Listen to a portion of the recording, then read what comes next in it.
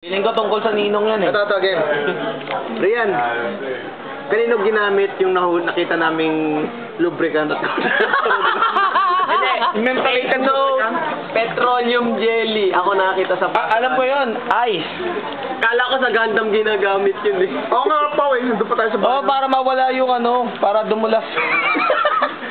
yung gears. Oo, dumulas yung gears ng Gundam. Akala ko ginagamit niya dun sa may ano eh. Shining finger!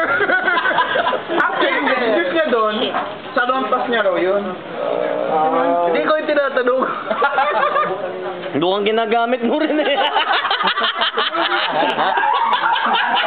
Pinagpapadulas mo sa alin mo yan. Parang may di ako alam ah.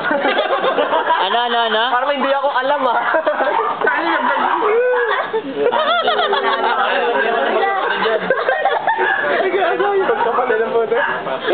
Analgesic.